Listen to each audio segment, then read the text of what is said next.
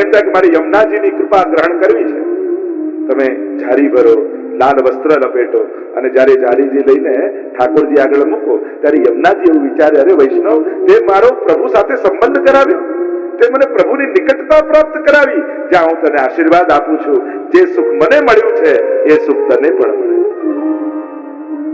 એમ જ વ્રજભક્તો ફૂલના ભાવ અને માળા બનાવીને ધરો તો વ્રજભક્તોના આશીર્વાદ મળે. આપણે જે વસ્તુનો જે ભાવથી પ્રભુને અંગીકાર કરાવીએ, પ્રભુ એનો સ્વીકાર કરી અને તમને ભાવનું દાન કરે છે. કર્ણમનો અર્થ કર્યો સ્વીકરણ. રઘુનાથજી આજ્ઞા કરે છે, કૃતિ સ્વીકાર ઇતિ અર્થ. આ કર્ણમ એટલે પ્રભુનું સ્વીકાર કરવાની વૃત્તિ. જે કાંઈ પણ ભક્તે જે ભાવે પ્રભુને, કોઈ દ્વેષ ભાવે આવ્યું, કોઈ ક્રોધથી આવ્યું, કોઈ વેર ભાવે આવ્યું, જે ભાવે પણ આવ્યું, પણ એ યથામામ પ્રપદ્યંતે તાં સતૈવ ભજામ્યહમ. તું જે રીતે મને ભજીશ હું પણ તને એ રીતે ભજીશ. અને એનું પ્રમાણ આપણું વાર્તા સાહિત્ય છે, આપણું ગ્રંથ સાહિત્ય છે. જેવો જેવો ભાવ ઠાકોરજી એવા મનોરથોને પૂરા કરે છે.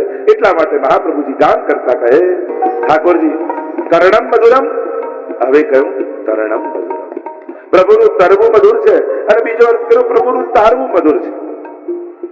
અનેક અનેક અર્થો આપણા આચાર્યો કરી રહ્યા છે. સુરતી સિંધુમાં તરવું પ્રભુનું એટલે કે પ્રેમ સાગરમાં તરવું પરમાત્માનું મધુર છે, એમ આપણા આચાર્યો અર્થ કરે. પ્રભુ સદાય આનંદ ભાવમાં રહે છે, પ્રભુ સદાય પ્રેમ ભાવમાં રહે છે, પ્રભુ સદાય ઉત્સવ ભાવમાં રહે છે. પ્રભુના મનમાં ક્યારેય લૌકિક વિચાર આવતો નથી કોઈના માટે. પ્રભુ સદાય સર્વોચ્ચ પ્રેમની અવસ્થામાં સ્થિત છે. અને જ્યારે તમે આનંદમાં હો છો ને ત્યારે દુશ્મનને પણ માફ કરવા તૈયાર થઈ જાઓ છો. જો તમે જયારે પ્રસન્ન હો, આપણે કેમ એવું રાખીએ, રોજ દર્શન થતા હોય ઠાકોરજીના, પણ એમ થાય ઓ આજે કુંજનો મનોરથ છે, આજે દર્શન કરવા જઈએ, આજે 56 ભોગનો મનોરથ છે, આજે દર્શન કરવા જઈએ, આજે અન્નકૂટનો મનોરથ, આજે દર્શન કરવા જઈએ. પ્રભુ તો એ જ છે. શું સજાવટથી ભગવાન બદલાઈ જાય છે? ફરક કેમ? રોજ દર્શન કરવા જતા હોય, આજે ઉત્સવ છે એટલે જવું, આવો કેમ આગ્રહ? તો કે જ્યારે જે ઉત્સવ હોય ને એ ઉત્સવના મૂળમાં ઠાકોરજી હોય છે. મૂળ લૌકિક શબ્દ છે, એના આવેશમાં, એ રસના આવેશમાં, જો પુષ્ટિમાર્ગી ભાષાનો પ્રયોગ કરું, એ રસાવેશમાં ઠાકોરજી એ ઉત્સવના રસાવેશમાં બિરાજતા હોય છે. અને એવા સમયે જયારે તમે દર્શન કરવા જાઓ, જેમ કોઈ વ્યક્તિને કાયમ તમે મળતો અને કહેતા હો કે મને માફ કરી દો, યા મને આ આપી દો, કે મદદ કરી દો તો સારું, અને હંમેશા ના પાડતો, પણ એના ઘરમાં કોઈ સારો પ્રસંગ હોય ને બહુ મૂડમાં હોય અને ત્યારે જઈને તમે કહો કે આટલું કરી આપો, ઠીક છે ચલ કરી આપીશ, જા, તું પણ શું યાદ રાખે? આનંદમાં હોય ને, અને એમે આનંદમાં તમારું મન ક્યારે ભટકતું નથી. આનંદમાં હો છો ત્યારે સદગુણોનો પ્રભાવ તમારી અંદર પણ હોય છે. આપણે જયારે આનંદમાં હોય, જો તમે એમ કહો છો, સૌથી મોટો પ્રશ્ન બધાને સૌથી વધારે પૂછાતો પ્રશ્ન કયો? અમારું મન ભટકે છે. સેવા કરતા સમય અમારું મન, આ સૌથી મોટો પ્રશ્ન, માળા કરતા, પાઠ કરતા, સેવા કરતા. હું તો કહું સેવાનો સૌથી પહેલો પ્રભાવ એ થયો કે આપણને ખબર તો પડી કે આપણું મન ભટકે છે.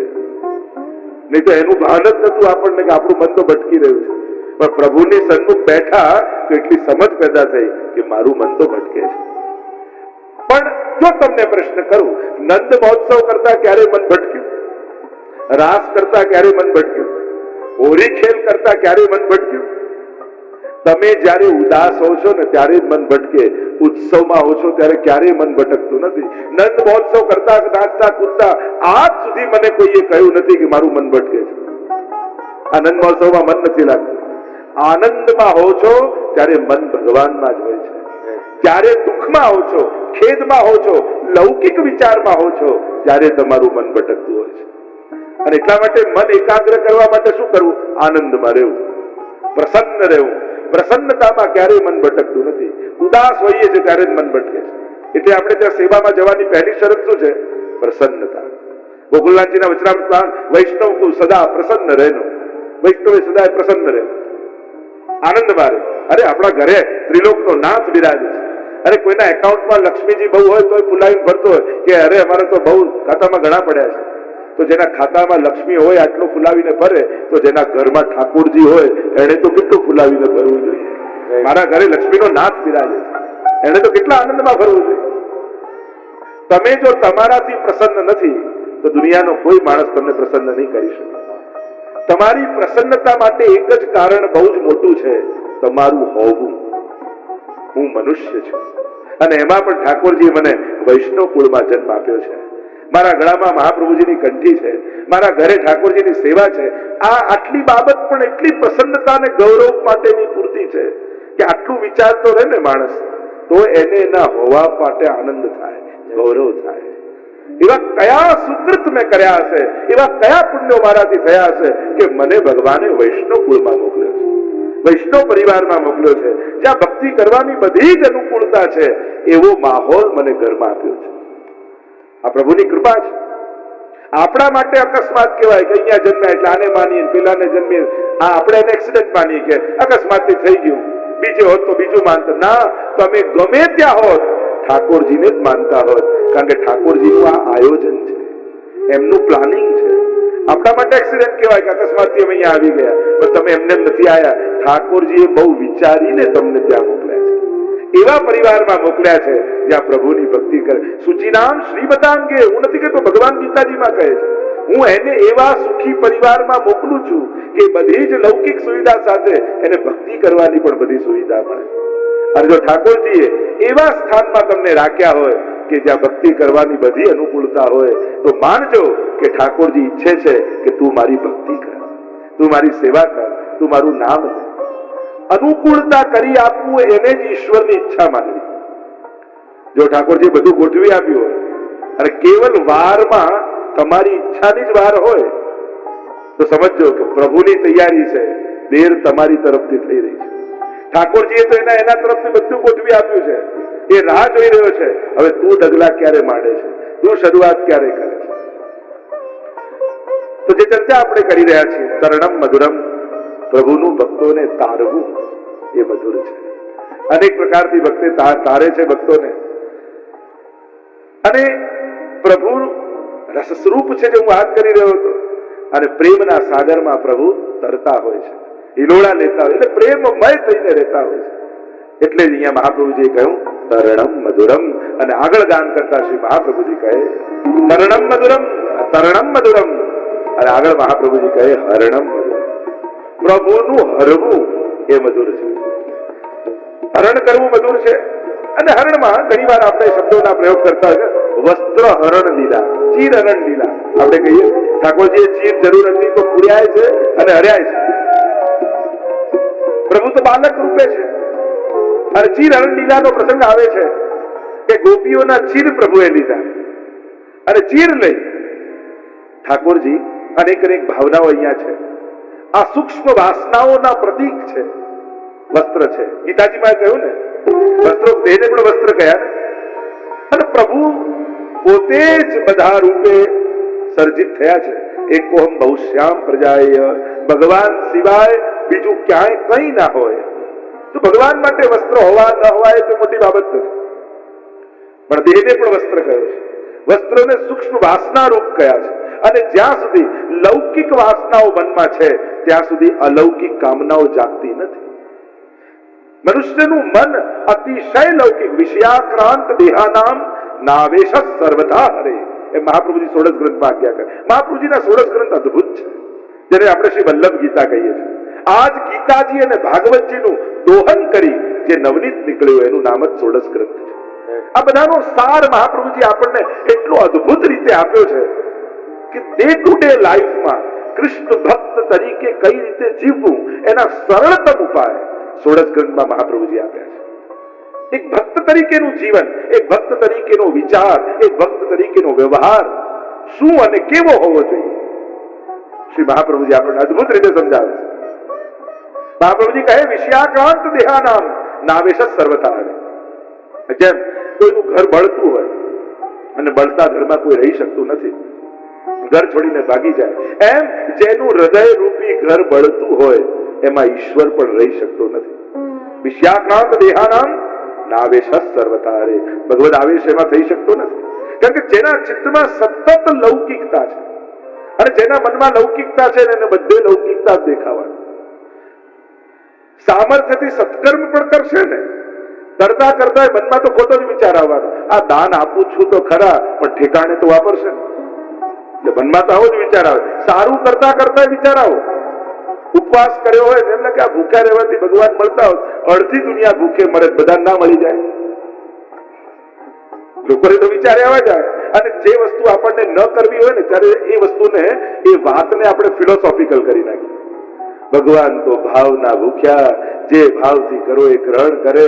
અને મારે ક્યાંક મારો આટલું દિલ ચોખ્ખું, પાછું દિલ ચોખ્ખું એ તો આપણી વાતે વાતે ચાલતું જ હોય.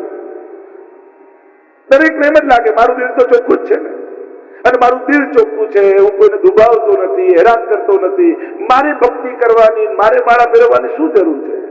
તું કે છે દિલ ચોખ્ખું, બાજુવાળાને પૂછ તો ખબર પડે. પેલો તો એમ જ કે આના જેવો ખરાબ કોઈ છે જ નહીં દુનિયામાં. એટલે આપણે આપણી જાતને સર્ટિફિકેટ આપી દઈએ અને ખુશ રહીએ. આ તો પોતાની જાતને છેતરવા જેવું છે. હજી ભગવાન પાસે બેસવાની ઈચ્છા થતી નથી, એ જ સાબિતી છે કે હજી દિલ પવિત્ર થયું નથી. વિશુદ્ધ અંતઃકરણ વાળો જીવ ભગવાનથી દૂર રહી જ ન શકે. ક્યાંક પ્રભુના નામ, પ્રભુના કાર્ય, પ્રભુની સેવા, ક્યાંક ને ક્યાંક તો એની પ્રવૃત્તિ થઈ જ જાય, જેનું અંતઃકરણ વિશુદ્ધ હોય. વિશુદ્ધ અંતઃકરણ તમારા હાથે સત્કર્મો કરાવે છે. મન એકાગ્રતાનું એક બીજું પણ રીઝન છે. કોઈ કહે મારું મન એકાગ્ર નથી, એટલે મનને પકડવાની કોશિશ ન કરતા અંતઃકરણને સાત્વિક બનાવવાનો પ્રયાસ કરજો. કામ સોફ્ટવેર પર કરજો, હાર્ડવેર પર નહીં. આપણે વસ્તુની જેમ મનને પણ પકડવાની કોશિશ કરીએ, પણ મન કોઈ વસ્તુ થોડી છે. લોકો બોલે ભાવથી ગાઓ ને ભાવથી સેવા કરો ને ભાવથી, ભાવ કોઈ વસ્તુ કે પકડીને લગાવી દઈએ, એ તો વૃત્તિ છે. એટલે અંતઃકરણને સાત્વિક અને વિશુદ્ધ કરશો તો આપમેળે મન ઠાકોરજીમાં રહેશે. પણ રજોગુણી અને તમોગુણી મન હશે તે બહુ વાર પરમાત્મામાં રહેશે. તો જે ચર્ચા આપણે કરી રહ્યા છીએ, જે વિષયોથી બળતું ઘર હોય એમાં કોઈ ન રહી શકે, એમ જેનું અંતઃકરણ અનેક વિષયોથી બળતું હોય એમાં પરમાત્મા પણ કેમ રહી શકે? પ્રભુ મહાપ્રભુજી આજ્ઞા કરે છે, સર્વ સમર્પિતમ ભક્ત્યા કૃતાર્થોસી સુખી ભવ. સર્વ સમર્પણ કરીને તો સુખી થઈ જાય. પ્રોઢાપી દુહિતા યજ્વ સ્નેહા ન પ્રેષ્યતે વરે તથા દેહે ન કર્તવ્યમ વરસ્તુષ્યતે નાન્યથા. અંતઃકરણ પ્રબોધ નામના ગ્રંથમાં મહાપ્રભુજી 16 ગ્રંથમાં આજ્ઞા કરે છે, જેમ કોઈ માને એની દીકરી બહુ વાલી છે અને એટલી બધી વાલી છે કે એને પરણાવતી જ નથી. એને એમ થાય કે એને પરણાવીશ તો જતી રહેશે, એટલે એના વહાલમાં ને વહાલમાં એના લગ્ન નથી કરાવતી એને. અને પછી ગામ વાળાઓ કહ્યું કરે આટલી મોટી દીકરી હવે તો પરણાવો. એટલે બહુ બધાએ કહ્યું તો લગ્ન કરાવી દીધા, પણ એને વળાવતી જ નથી. અને લગ્ન કરાવેલી દીકરીને પણ વળાવે નહીં તો મહાપ્રભુજી કહે છે એ પતિને નારાજ કરે છે અને દીકરીનું પણ અહિત કરી રહ્યું છે. હે વૈષ્ણવ, તમે આવું ન કરતા, મહાપ્રભુજી કહે છે. મહાપ્રભુજી સમજાવે છે કે તમારી દેહ એ તમારી દીકરી છે. બ્રહ્મ સંબંધ કરાવ્યું અને એને પરણાવી ઠાકોરજી સાથે, હવે સેવામાં ન મોકલો એવું ન કરતા, નહીં તો ઠાકોરજી નારાજ થશે અને આ દેહનું પણ અહિત થઈ જશે. હવે તો એને વળાવો પ્રભુની સેવામાં, હવે તો એને લગાવો ઠાકોરજીની સેવામાં, કારણ કે તમે એને પ્રભુ સાથે પરણાવી છે અને આ સેવા દ્વારા જ આ દેહનું પરમ કલ્યાણ છે. હરણમ મધુરમ, પ્રભુનું હરવું. પ્રભુ શું શું હરે? એક તો વસ્ત્ર હરે, સૌથી પહેલા એની ચર્ચા કરી. તો પ્રભુ માટે તો વસ્ત્રો સ્પર્શ કરે તો વસ્ત્ર પણ ભગવદ રૂપ થઈ જાય. અને સૂક્ષ્મ વાસનાઓને હરી અને રાસ માટે ગોપીઓને તૈયાર કર્યા. કાત્યાયનું પૂજન કરવું પ્રસિદ્ધ કથા છે ને, વૃત્તર્યાની. કાત્યાયની દેવી બનાવ્યા યમુનાજીની રજમાંથી, અને કાત્યાયની મહાભાગી મહાયોગી નધીશ્વરી નંદ ગોપ સુતમ દેહી પતિને ગુરુતે નમઃ. પ્રભુ મને પતિ રૂપે મળે એના માટેની ઉપાસના કરી રહ્યા છે. અને ત્યાં ઠાકોરજી સમજાવે છે આ રીતે નિર્વસ્ત્ર સ્નાન નદીમાં ન કરાય, અપરાધ છે, પાપ છે. અને વસ્ત્ર લઈ વસ્ત્રોને ભગવદ રૂપ બનાવી અને ઠાકોરજી પાછા આપે છે. ત્યારે ગોપીજનો માટે સૌથી પહેલો શબ્દ વાપર્યો ગોપીઓ જ્યારે સ્નાન કરવા જાય છે અને સ્નાન કરીને બહાર આવે છે ત્યારે શબ્દ વાપર્યો વ્રજાંગના. ભાગવતમાં વ્રજા એ યમુનાજીનું નામ છે અને યમુનાજીમાં ઉતરી છે ગોપીજનો અને સૂક્ષ્મ વાસનાઓ પણ હરાઈ ગઈ એટલે ગોપીમાંથી વ્રજાંગના થઈ ગઈ. વ્રજા એટલે યમુનાજી અને યમુનાજીમાં ગયા એટલે યમુનાજીના અંગ રૂપ થઈ ગયા, વ્રજાંગના બની ગયા. એટલે હવે રાસનો અધિકાર એમનો સંપાદિત થયો, હવે રાસની પાત્રતા એમને મળી છે અને આમ હવે પ્રભુ રાસમાં એમને બોલાવશે. હરણમ મધુરમ, પ્રભુનું આ રીતે હરીને પણ જીવનું કલ્યાણ કરવું એ મધુર છે. હરણમ મધુરમ. બીજું તો આપણને યાદ, હરણમમાં રૂક્ષ્મણીજીનું હરણ કર્યું.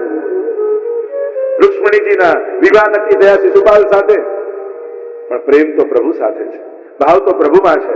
નારદજી આવ્યા, વાત કરી, કહ્યું પત્ર લખો. અને શુત્વા ગુણાન ભુવન સુંદર શૃણવતામ તે. પ્રભુ આપના ગુણોને મેં સાંભળ્યા છે, મન આપનામાં છે. અને સિંહનો ભાગ જો શિયાળ લઈ જાય તો એમાં અપમાન સિંહનું થવાનું છે. હું આપની છું, મનોમન આપને વરી છું. હવે જો શિશુપાલ મને પરણીને લઈ જશે એમાં મારું અપમાન નથી, આપનું અપમાન છે. પ્રભુને વિનંતી કરી છે અને પ્રભુ હરણ કરીને લઈ જાય છે. હરણમ મધુરમ. અનેક અનેક કથાઓ જોઈ શકાય. આ રીતે હરણમ મધુરમમાં પ્રભુ ભક્તોના દુઃખોને પણ હરનારા છે. આપણને તો આચાર્યોએ વિવેક આપ્યો છે, સુખના અંતમાં એ જ સુખાવસાને ઇદમેવ સારમ, એ જ સાર છે. દુઃખના અંતમાં એ જ જાણવા યોગ્ય છે અને દેહના અંતમાં એ જ જપવા યોગ્ય છે. આપણું તો સુખ દુઃખ બંનેના કેન્દ્રમાં ભગવાનને રાખીએ છીએ. પ્રણત ક્લેશ નાશાય ગોવિંદાય નમો નમઃ. કેવલ પ્રણત કરવા માત્રથી, વંદન કરવા માત્રથી સર્વ ક્લેશોને હરી લેનારા છે. પ્રણામો દુઃખ સમનસ્તમ નમામિ હરિમ પરમ. ભાગવતજીના અંતિમ શ્લોકોમાં કહ્યું, પ્રણામ કરવા માત્રથી, પ્રણામો દુઃખ શમનમ. તમે ખાલી આમ પગે લાગીને જતા રહેવાથી શું થાય? દુઃખ શમનમ. તમારા સમસ્ત દુઃખોનો અંત આવી જાય. એવો પ્રભાવ પ્રભુના પ્રણામમાં છે. એટલે જ હું કહું ને, જેને પગે લાગવા જેવું છે એને નહીં લાગો, તો ન લાગવા જેવા બધા લોકોને પગે પડવું પડશે. સમર્થનો આશ્રય કરશે.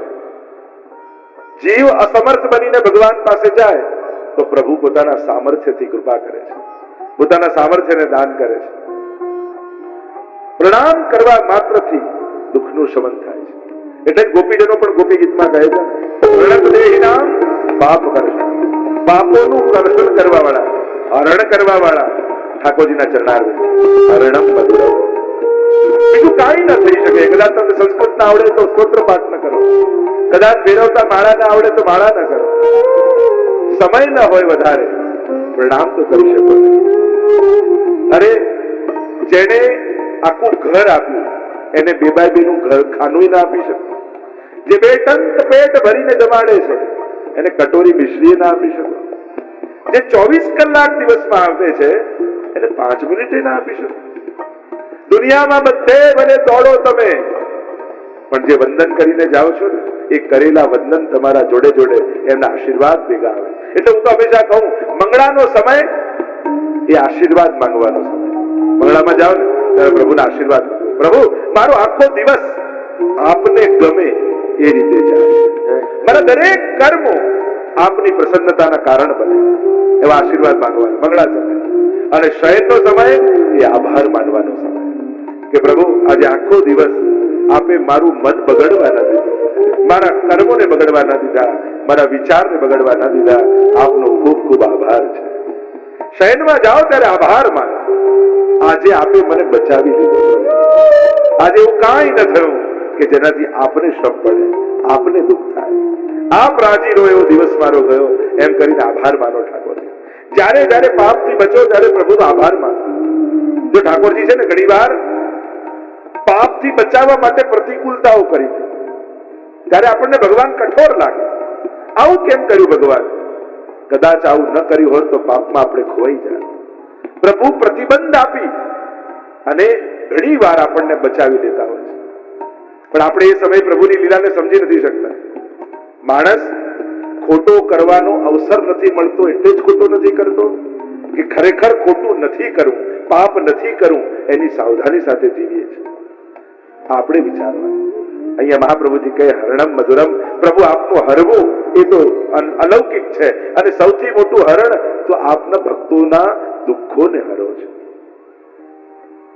સુખનું એક જ સ્થાન છે, એ છે પરમાત્માની સન્મુખતા. મહાપ્રભુજી એટલે જ વારે ઘડીએ કહે છે, યદા બહિર્મુખા યુયમ ભવિષ્યત કથંચન તદા કાલ પ્રવાસતા દેહ ચિત્તાદયો. કલયુગથી બચવાનો એકમાત્ર ઉપાય છે પ્રભુની સન્મુખતા. 2 મિનિટ પણ ઠાકોરજી આગળ ઉભા રહો. આપણને જ્યારે દેખાશે, પણ એ આપણને જોઈ રહ્યો છે એવો ભાવ રાખીને ઉભા રહો. એની દ્રષ્ટિમાં મંગલ છે, એની દ્રષ્ટિમાં શુભ છે, એની દ્રષ્ટિ મારા પર પડી રહી છે, એવો ભાવ રાખીને ઉભા. બાકી આ કલિયુગમાં બચવું બહુ અઘરું છે, કારણ કે દુશ્મન ક્યાંય કોઈ બહાર નથી. આ બધી ઇન્દ્રિયો તો જોડે જ છે. સામે પેંડો પડ્યો ને ખાવાની ઈચ્છા થઈ તો વાંક પેંડાનો કે જીભનો? પેંડાનો ને, નહીં જીભનો. હવે જ્યાં જશો આ જીભને તો ભેગી જ લઈ જવાના, અને લઈ જશો ત્યાં એ પેંડા ગોતતી જ રહેશે. મૂળ વાત છે દુશ્મન બહાર ક્યાંય નથી હોતો, આપણી જ કામનાઓ, આપણી જ ઈચ્છાઓ, આપણી દુર્ભાવનાઓ, અને આ તો ભેગી જ છે. જ્યાં જશો ત્યાં, તીર્થમાં જશો, મંદિરમાં જશો, હવેલીમાં જશો, જ્યાં જશો દુર્ભાવ લઈને જશો તો બચવાના ક્યાં છો? નહીં તો ત્યાં લાઈનમાં ક્યાંક ઝઘડો થઈ જશે, આ તો ત્યાં ક્યાંક મંદિરમાં તો ઝઘડો થઈ જશે. મનમાં જ જો કામના છે, ક્રોધ ભીતર જ છે. આપણે કહીને આને મને ગુસ્સો અપાયો,